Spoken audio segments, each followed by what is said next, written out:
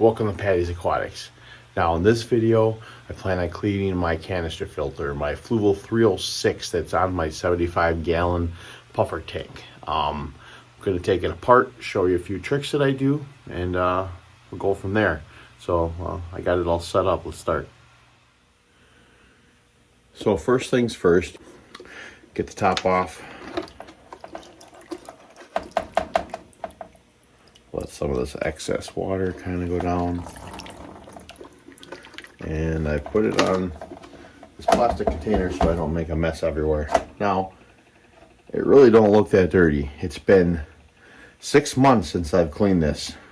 It is now the end of June. I cleaned it last in January. It varies my time intervals that I change it with. Now, when I used to have a heavily stocked community tank, I found I needed to change it like every 3 months. Last time I changed it in January, it had been the 3-month mark, and it really wasn't that bad, so I decided to go 6 months on this cleaning.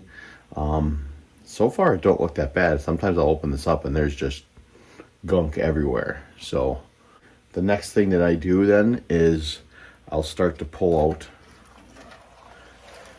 the parts of it, like these sponges to start with, which honestly do not look bad. And then I will put them over here. So 1 second. Now for cleaning these, there is something that I do that's a little different. I'm not the one that came up with it, but you know, you should have buckets full of aquarium water, unchlorinated water. Well, this is what I do. I clean it under tap water.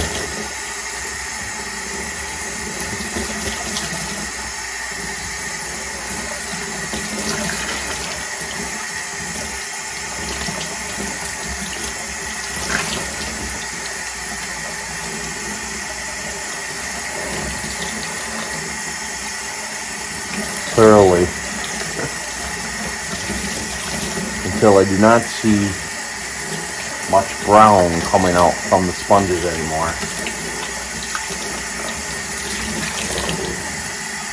And then I repeat. And then I also will spray these down with the water.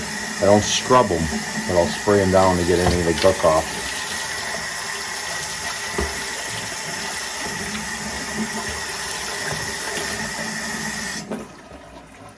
Before we go any farther, let me explain a few things. You know, everything you read and watch always drills home that fact that you need to clean your filters with aquarium water or dechlorinated water. Well, that simply is not true in my opinion, at least in about 97% of the cases. Now, if you go back and watch my old video, my filterless fish room, how and why, I explain that there's beneficial bacteria everywhere in your tanks. It's in your substrate, on your walls, it's on your plants, it's on your decorations, it's everywhere. And if I can run an entire fish room with no filters and not crash my cycle, you can clean your filters under tap water and not crash it. Now, that being said, will you kill some beneficial bacteria when you clean it under tap water? Yes, you will kill some of it, but not enough to kill your cycle. Now, the 3%, the areas where I'd be a little leery about it, that would be if you have a bare bottom tank, no decorations, and you're heavily stocked, or if you have a fairly new filter that's not properly seated. Those would probably be the only situations I'd be a little more leery about cleaning it under tap water. But I get it. If this is something you don't feel comfortable with and you want to continue doing it the way you're doing it, it's completely fine. I'm only trying to show another way to do something that may save you a few minutes of time and a little less hassle. Well, enough of my rambling. Let's get back to cleaning my canister filter. All right, so I got those all rinsed off and sitting here. Next up is I'll start to pull these out. What I like to do is kind of pull them out one at a time, and I'll stick them over here on my towels.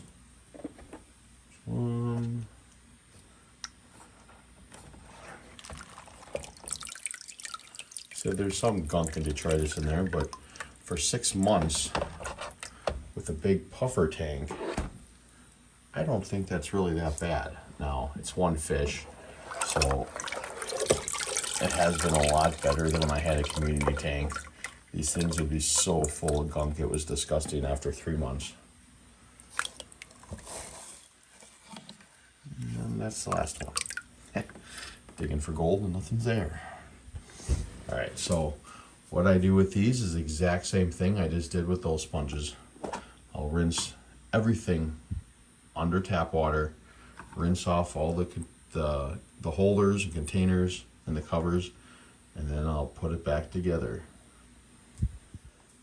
All right, those are all rinsed off, all with tap water. Rinsed everything out, the bio rings and everything. Just run them under water till all the black gunk is gone. Now, next up is the actual housing. I'm going to empty the water out of it, and then what I do is I just run this all under tap water too, and just swish it around a little few times with water and dump it out. Next up is the maintenance on the motor part here. What I like to do is I wipe it all down, and then I will take the part off housing for the impeller. I'll wipe that all down. I'll take this out, clean that off. Also take out that, clean that out, and then I'll wipe that all off. And then I just put it all back together how it was. Now, my next tip, you're gonna need some Vaseline. Now, boys, get your mind out of the gutters. Take a little bit on my finger,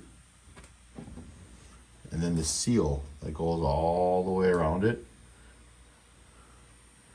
I like just to spread a little bit on to prevent the seal from drying out or cracking.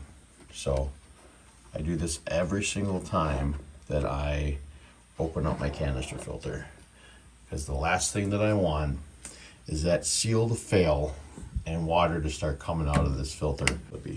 So that's the cleaning process of this filter. Now it is just putting it all back together. Got it back under my tank. Now I put it in this little plastic container. Now I know if there would ever be a leak, that ain't holding 75 gallons. But if there was ever a small leak somewhere along that lines, it would have somewhere to go without flooding the floor, that maybe I can catch it before it's too late. So that's the reasoning behind that one. I kind of like it's a little bit of a safety measure. But next thing up is to plug this thing back in.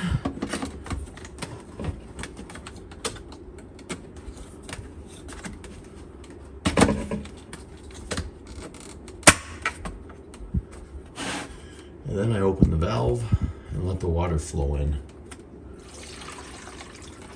And then I kind of take a look and see if there's any leaking. Now I always change these things before I do a water change, and I'll show you why in a minute. All right, it's all filled up. So like I said, I always clean my canister filter before I do a water change. Now, my tank's a little filthy here. I just sucked that water in through my spray bar, so it created a lot of detritus that was sitting in my spray bar, and that is why I do it before. Now I'm gonna plug this in and I'll show you why. All that's gonna push out of your spray bar, and you're gonna basically purge your canister filter, hoses and spray bar of any crap, and it's gonna get into your tank. So I like to do this before I do a water change, because now I can let that settle and suck it all up. Then you look at your filter and see if you gotta prime it a little bit to get that air out of there.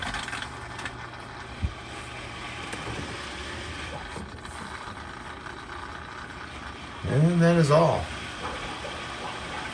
After that air works its way out of there.